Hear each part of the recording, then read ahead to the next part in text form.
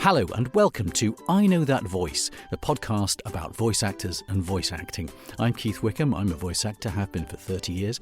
You'll know me best probably as Sir Topham Hatt from Thomas and Friends, as well as Gordon, Henry, Edward and various other engines in the show. Can you get on with it, Keith? I'm also Professor Inkling and Shellington in the Octonauts, and I was a Koala Brother, I was Cornel and Watch My Chops, I was in 64 Zoo Lane. I was also Change Daily in The Secret Show. Show isn't about you. I thought it'd be nice to talk to my fellow voice artists about their profession. These are people whose voices you will know, but who could still go to the supermarket without being mobbed. Today's guest is an old friend of mine who's recognisable from Bob the Builder. He played Scoop, Muck, Mr. Bentley, Spud and Travis. He was also the other Koala brother from me in the Koala Brothers, and he was in Thomas and Friends, playing James, Percy and Toby and various others. But he's been in other animated features, Watership Down, Lavender Castle and The Secret Show. He was also in The Mr. Men Show. And of course, he's Kwazi in The Octonauts. And more recently, he's in Wolf King for Netflix. Ladies and gentlemen, Rob Rackstraw. I think we've got enough there. Rob Rackstraw. Hello. I am he, Keith Wickham. This podcast is called I Know That Voice. And your voice is known, I suppose, best in Bob the Builder, I guess, maybe? Is that your big thing, would you say? That's probably the thing that most people would know. Although, you know, when I was doing lots of adverts, I think there would be loads of people who, you know, I did Domestos adverts for a very long time and Sunday Times adverts for a long time. Okay. So if I go, new Domestos, 0 lime scale, 0 lime scale, 0 germs, hairs will be prickling on the backs of necks.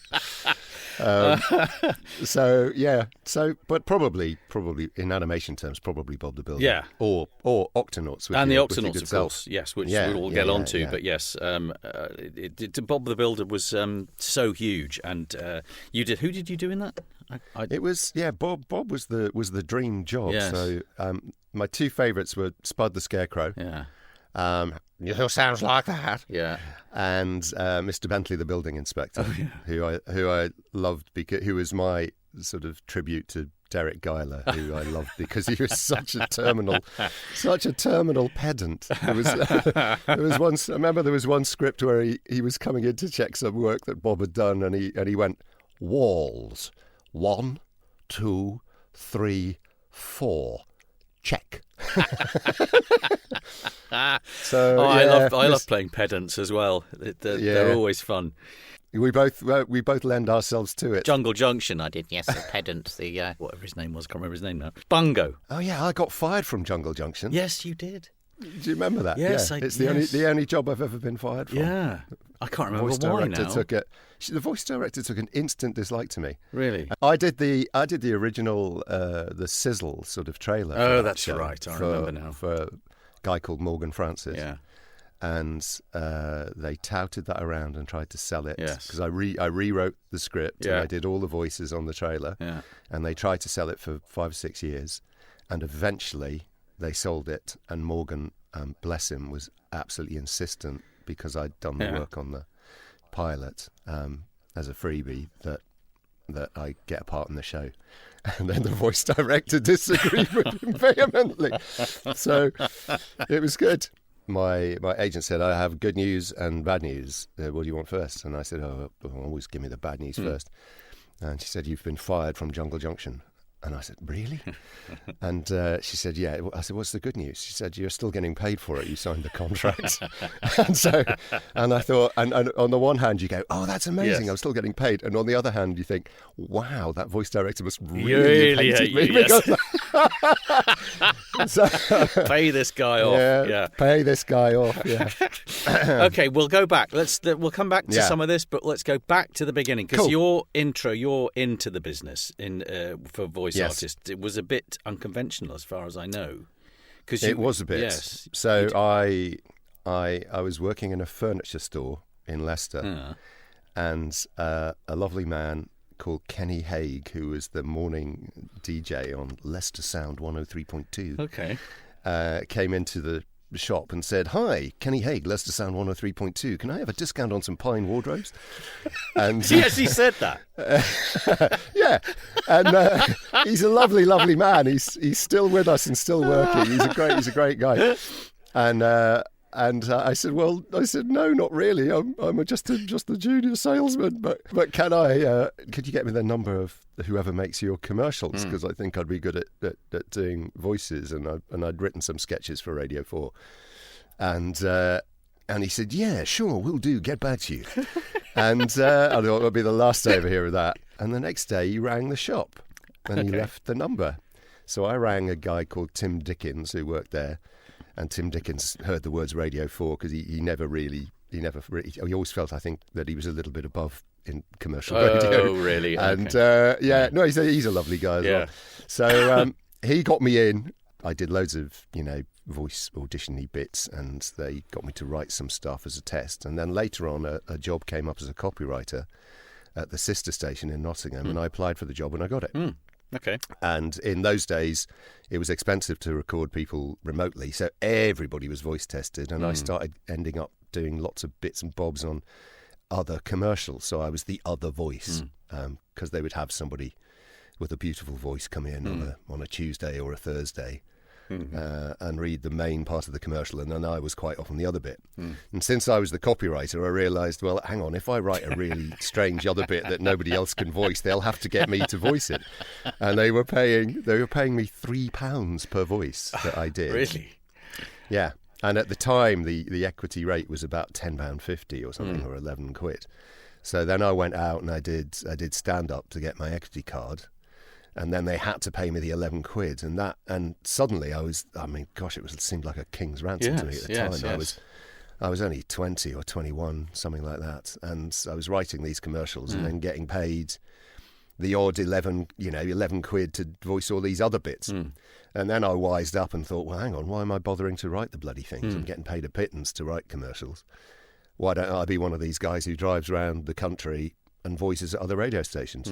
So I put a showreel together on cassette, which I recorded over all the crap showreels that we'd been sent by other people. Right. Because we used to get probably you get 3 hundreds. shows. Yes, you get loads. You get loads. Yes. You get 3 a week. Yes. And, and they would always start with, "Hello, my name is Roger. My next-door neighbour says I have a lovely voice. It would be wise for me to seek out work with your establishment." Yes. And so I sent out a tape to all the radio stations in the country, and then got on the phone and I started to get work. Wow. And then I took holiday days till I'd run out of holiday days to go and work at other. When I had run out of holiday days, I resigned. Okay. And that was it. And that'd be about must be 40 years. Yes, I was going to say exactly when this was. Yeah, about 40 years ago. Yeah.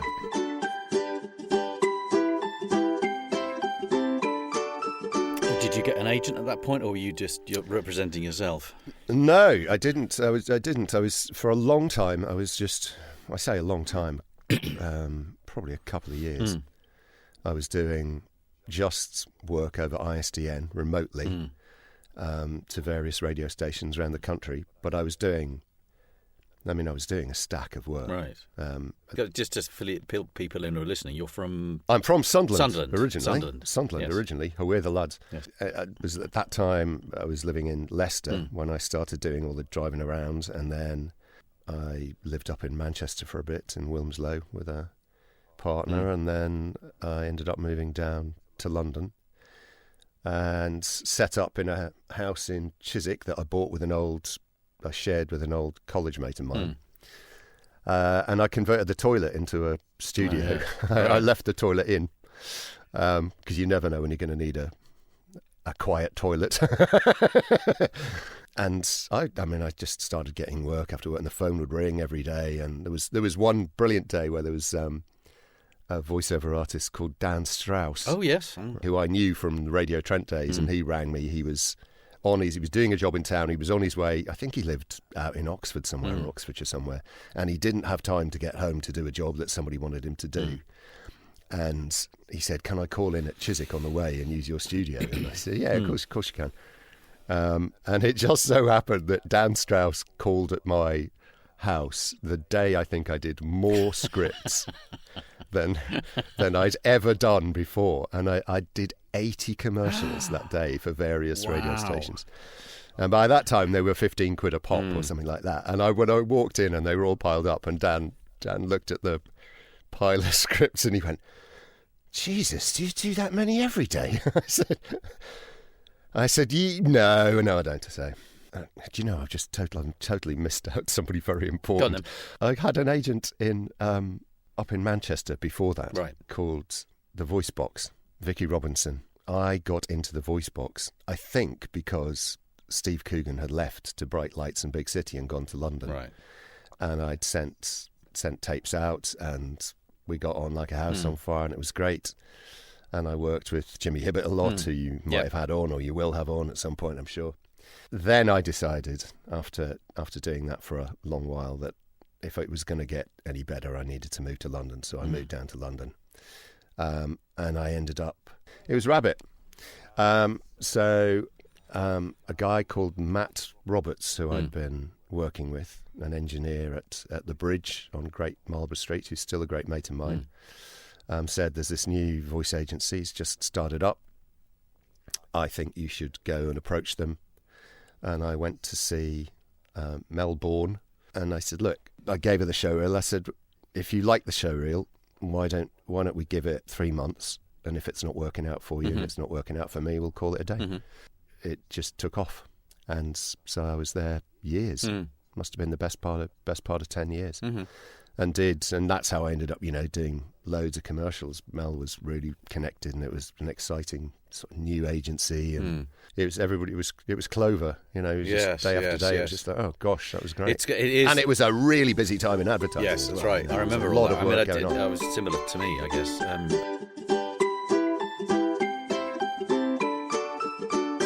Because you weren't like me and a few other people I've spoken to, hell-bent on this since you were a kid. This is something you decided to do later in life, or did you study for it? Well, I fell into it. So I did a degree in computer science. Right. And I had an old school teacher who when he found out I was going into computer science, said, that's never going to work out for you. Really? Yeah. And he, with the best intentions. And he said, because you're a linguist, you're not a mathematician. Wow. And he said, when at an early stage in learning to program, if you're linguistically good, that carries you through because you're dealing in some sort of a language. But when you get to any sort of a decent level, it becomes mathematical. Yes. He said, so you'll do really well to start with, and then you'll run into a brick wall, and that's exactly what happened. Wow. So, but what that did mean was that I got to college at Leicester. That's how I got into acting, because I joined the theatre company there. That's what got me hooked on the acting thing. And that, I suppose, indirectly led... it meant I was in Leicester, so I ended up meeting Kenny Haig from Leicester Sound 103.2. And I, probably would never have had the nerve to just say, can I do this? Can you get me this voiceover contact? Right. But I knew I could go on stage in front of, and I knew I could do stand-up. And I thought, well, I must be at least as good as some of the people they're already using. So let's give it a shot. And it all just panned out by accident. Right. You're at Rabbit, years of commercials. How did the animation thing happen? Was that a audition? Was that a accident? Contacts? I had done some. I had done a couple of bits and pieces when I was up in Manchester for John Wood and Cosgrove Hall films. Oh, yes. I think the first line I ever did on an animation, I had one line. I was a policeman in a show called Truckers, which was a Terry Pratchett show done by Cosgrove Hall. And that was recorded at John Wood Studios in Altrincham, just outside Manchester. And Brian Cosgrove, who I imagine when I imagine an English gentleman, he had a little tash and he was what you saw was what you got. And I did one or two lines for Brian Cosgrove on Truckers, and he shook my hand as I was leaving and he said, "We'll work again, young man." And so it proved. And then one day there was a couple of things in between that, some other shows. I did a thing called Filbert the Frog, various other bits and bobs. And then out of the blue, I just got told I had this job called Bob the Builder. I don't remember auditioning for it. Seriously? Even. I just remember turning up at this studio at Wild Tracks, and Neil Morrissey walked in. And I was like, holy Jesus, what's going on here? And met, Jackie Cockle. I swear I didn't audition for it. And Kate Harbour, our old chum. And you're doing this, Spud, Mr. Bentley, Scoop, Muck. And there was just, the list just went on. And I was like, oh my God, I've got to find about 8 voices before lunch. Yeah. And then we're recording the first one in the afternoon. And Good God. And then off it went, and then actually what happened was they wanted me to do so many voices. It turned out, thank God, that Neil could do, I think, more than they'd anticipated. I think they just thought he was just going to be Bob, and I was going to have to be everything else. But it turned out he could do lots of other silliness as well. So he ended up being Rowley. Oh yes, and, and various things. Was Rupert in it from the beginning as well? Rupert Degas? No, Rupert wasn't in it from the beginning. Rupert didn't come in for several years. I think Rupert came in about 4 years in. Wow. I'm guessing it might have been more, might have been less, but they brought Rupert in when the rest of us had run out of voice, completely run out of voices. We were all playing, 15 characters each. And Kate in particular, because Kate was doing all the women, she... So, and did you realise how big it was to start, or did it grow? I don't recall any of the launch parties for anything else. There have been launch parties for things, but at the time, the idea that we were going to go up to Kensington Roof Gardens, which has flamingos on the roof, and there was just there was a ton of press and people from... because Neil was involved. Yeah, so that was the first thing I'd done with somebody really at the height of their fame, who was pretty much a proper celebrity, a national treasure, sort of. Everybody knew because of Men Behaving Badly. Everybody knew Neil Morrissey. Yes. So that was a big deal. Then there was a couple of stories about it popped up in the Sun. I remember that there was plot. Will Bob and Wendy get together? Really? and then you're at a party and somebody's let the hint drop that you'll work on Bob the Builder, and they're starting to talk about it because they've got a kid, and that had not really happened with other things. No. And then you think, oh my God! And then there's the recording the Christmas single at Abbey Road. Oh yes. And actually, right around the time that George Harrison died, so Abbey Road was decked out in tribute. I mean, incredible to see, walking up the stairs there, and people had put tea lights and candles, and so it was very moving going in. And the only time I've ever been into a betting shop, I bet that the Bob the Builder Christmas single would be Christmas number 1. And it was. So I've got 100% betting record. And it was between us and Westlife, right up to the wire. Good God. One of the members of Westlife went on some Saturday morning kids show, and he had a T-shirt on that said "Bob the Builder is a wanker." The A and the N were asterisked out, but and anyway, we were Christmas number 1. So, that's extraordinary, isn't it? And in Australia, and then you sort of can't believe it. Of course. People, and you do interviews about it. And, yes. I mean, it's 26 years ago now, and people ask that question and say, "Oh, did you know it was going to be a big hit?" Because the honest answer is no. Of course you don't. You never do. No, but nobody bloody knew. No. It was a lovely. Everybody knew it was a lovely show, but we'd all worked on other lovely things, and normally they flare. Yeah. They flare like a cigarette lighter coming on, and then they go. Yes. And it just went and went and went. It went for 12 or 13 years. Yes. It was absolutely mega. Yeah, it was breathtaking, wasn't it? It was. Yeah, it was the jammiest thing ever. And I remember when it finished, I remember thinking, I'll never get another job like that. No.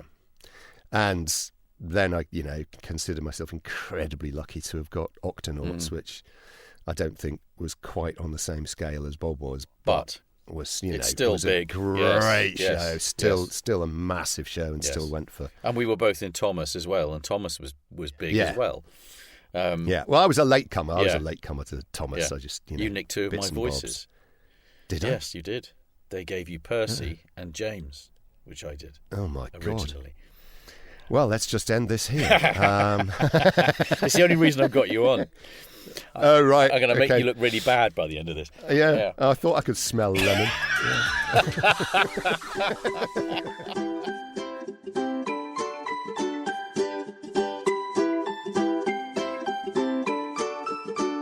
And you do improv classes and you do other stuff, but it's not, voices is basically it, isn't it? It's your career. Yeah.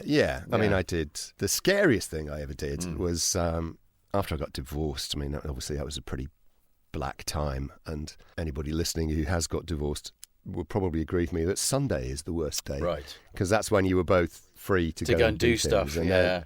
then you've just got, oh, what the hell am I going to do with Sunday? I decided to go and join an improv class run by Alan Marriott, with whom we've both worked, and who dubbed Bob the Builder for the States and dubbed some of my characters. And I think the first time we ever met, because he dubs Spud the Scarecrow, and obviously when I'm doing Spud the Scarecrow, I'm not imagining that some poor brother has to go and dub it later. So I'm not thinking about how easy I'm making it. So I knew Alan really well by that point, and we'd worked on The Secret Show again with you. I just thought, I'm going to go and join that class because it was on a Sunday, and I'd seen Alan do some live improv, and he was really, really good at it. And I thought, well, that's a good trick to learn how to do. And then I met a guy there, sort of assistant teaching for Alan. His name's Dylan Emery, and he got talking to me, talked to all the new students that day, and I was in a bit of a wreck at the time, and I just said, well, this is what's happened. I'm miserable as sin. I thought I'd come and do this because it would cheer me up and it's a good party trick. And he said, well, we must get you out of the house then. And then he had a friend later on that the same thing happened to, and I tried to do the same thing for him. Because you just need somebody to get you off your arse and stop you feeling sorry for yourself. And so, I'm eternally grateful that he just took it upon himself to do that. Dylan is one of the co-creators of a show called Showstopper, and Showstopper is an improvised musical. And of all the improv you can do, it's probably the hardest, or it's certainly the scariest. And I trained with them for a good few weeks, and then did some live shows with them. I think I did 6 or 7 shows around theatres around the country. And it was the most brilliant thing and the most terrifying thing.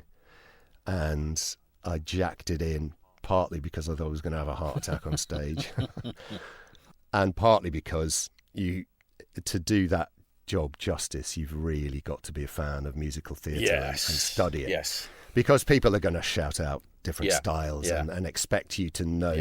You need to have some knowledge of it to improvise around it. And I'm just not that big a fan of musical theatre. So. No, you haven't got the, but I'm very glad I did it, and I quite often think now, if I've got something that's making me nervous, in the professional sense at least, I think, well, Christ, I did that. It's not as hard as it's not as hard as doing Showstopper in front of 500 people. So they do one night a month in the theatre that Matilda normally plays in. I can't remember the name of the theatre, and I highly recommend people go and see it because. When it works, it's very impressive. Yes.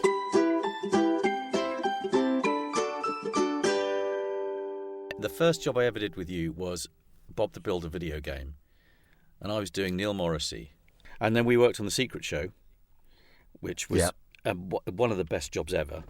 I mean, that was one of the best jobs ever. Brilliantly creative as well. It was just, I loved that show, and then we were Koala Brothers, and that was another gig that went on for quite a while. It was a beautiful show. It was, and cute and charming and funny, and we were awesome. I remember the trip down to see the puppets in Stockwell.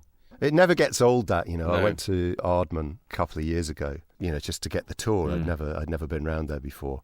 I remember the first time I saw one of the Bob the Builder puppets, and A, they're a lot bigger than you think they're going to be, and B, there was a lovely little detail. There was a screw head hidden in the ear that you could put a very narrow gauge screwdriver into the ear and turn it and make the eyes blink. And it was just an exquisite, exquisite little... Fantastic. I think made by a company called McKinnon and Saunders. That was the same guys who did the Koala Brothers, and they also did all the Tim Burton stuff, didn't they? Yeah, yes. That's just beautiful work, and you look at them and you want to pick them up and you can't because it cost somebody tens of thousands of pounds because you've ruined the shot. Would you have done anything else with your life? Would you have become anything? Do you think you had another career in you? Gosh. If you didn't do this? When I was a kid, I sort of wanted to be a pilot. Oh, you did do that? You trained, didn't you? I got into flying microlights and I had the ridiculous idea to go and try and break the microlight world altitude record. My flying instructors at the time thought this was an absolutely brilliant idea. It turned out to be, of course, a complete nightmare, and we ended up... all we did was prove that microlights are slower than cars because we had a support vehicle. And it wasn't enough to try and break the world altitude record. The plane that we were flying was called an Icarus. Oh, yes. Right, it's made by a German manufacturer, and it's called. Who says the Germans have got no sense of humour?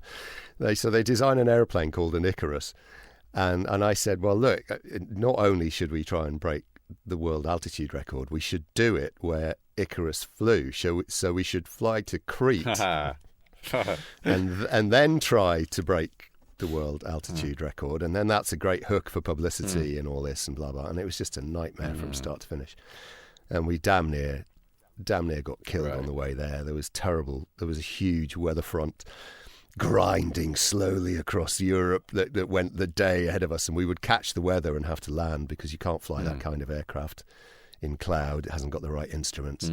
So we schlepped all the way across Europe and eventually got to Crete, and then the permissions hadn't come through, and there was all the... Oh, my God, it was an absolute... Then the team fell out. I nearly had a fight with one of the flying instructors. I came back in a car. It was just an absolute shit show from start to finish. But, because most private flying in the UK, hobby flying, is taking off from an airfield somewhere, going to another airfield that you've randomly selected on the basis of how good the coffee and sandwiches are, chatting to some old boys about aeroplanes, and then flying back.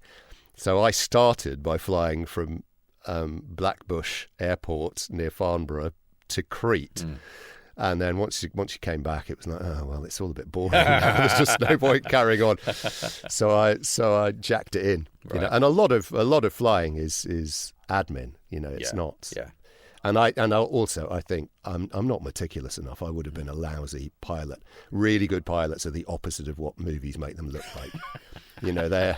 They have to be absolutely cautious, meticulous people. Even fighter pilots, would spend all their time checking and checking and checking and checking. And it's not about leather jackets and a wink to camera. You would have done very good onboard announcements. I would have done absolute quality onboard announcements, yes. I would, for sure. Improvised, sung. Yes, of course. Yeah. Yes. Passengers on the left of the fuselage. If you look out of the window now, you'll see the engine is on fire. Only joshing. There was a great joke that I heard about somebody who was on a plane. The pilot or the co-pilot came out of the cockpit holding two balls of string, walking backwards, unrolling the balls of string. And then when he got to the toilet, gave the balls of string one to a passenger on the left and one to a passenger on the right, and said, if the plane banks left, you pull that one. If the plane banks right, you pull here. Oh, that's brilliant.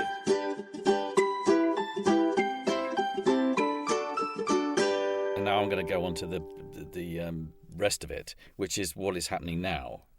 Because we both of us, and all the people I've spoken to pretty much, have had a nice time and had a nice career. And we're now all of us staring the face of AI and all this stuff. And I'm just getting people's take on it. I meet lots of people who, with hope in their hearts, say, it'll never be able to read a book like a person can read a book. And, of course, they're wrong. Anybody who's seen Google's latest text-to-video model, which is called VO3, there are other AIs by other companies, will have seen incredible things that are already out now.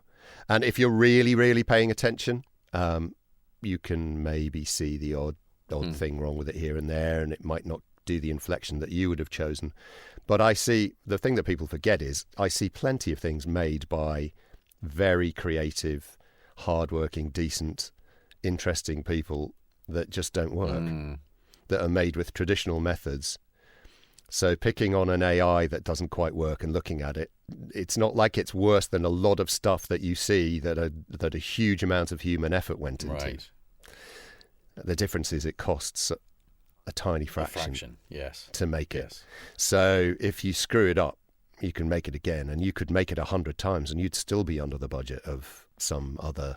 We remember and cherish the things that are really brilliant, but that is not really the sum of the industry. That's the pinnacle we're looking at, and we're saying AI is not as good as that. Well, no, it isn't yet, but it's already as good as quite a lot of the second and third tier stuff. And it's not getting any worse. And also it's one of those terrible things where the rate of improvement is itself increasing. Yes. So it's not a linear progression to It never excellence. was, though. Computers are always like that. It was an exponential curve, always has Yeah, been. of course. Yeah. And people, people tend, I think, to massively underestimate the impacts of new technologies. Even the people who think they're being pragmatic and are estimating it accurately are still underestimating it. So, it's like Bill Gates saying that only 10 people on Earth need a computer with more than 640 megabytes, or looking at the Blériot monoplane going across the channel and saying the airplane will never be of any use militarily. In the 19th century, the head of the US Patent Office publicly declared that everything that could be invented had been invented. Yes. And we just don't see it. No. And there will be amazing things that come. There are already amazing things that are coming, I think, particularly in medicine. Yes. My gosh, I mean, we're both old boys now, but it's not inconceivable to me that we would see the end of cancer in our lifetime. I read about a university in Korea that thinks they've got a viable vaccine against Alzheimer's. Right. And, so extraordinary things are coming on that front. But we will see a lot of people put out of work, for sure. And it won't, it's not just going to be our industry. No. It's No, it isn't. It's going to, cut white collar work in half. I've got a friend who's a carpenter, and I said to him, you're going to be one of the last people working. And we were talking about this kind of thing when we were at school, that the robots were going to put us all out of work, but nobody thought it would be easier to make a robot brain than a robot hand. Yeah. So the plumbers and the carpenters and maybe the hairdressers. Yes, exactly. And, That's always my phrase, is the hairdressers and the nail bars. Because anything needs human contact. There is already a nail machine. I've already really? seen that. There's a nail robot. But the thing about those things is that even if somebody makes a machine that can do a fabulous job of cutting hair, it's going to be a long time probably before people want to go and sit with a machine for 3 hours. You chat to somebody and you're not going to ask the machine how its kids are doing at school. No. And plumbers will be the last. It's a very intricate thing coming into somebody's house, getting under the sink, working out what's wrong, then going to Wix, find the parts, coming back.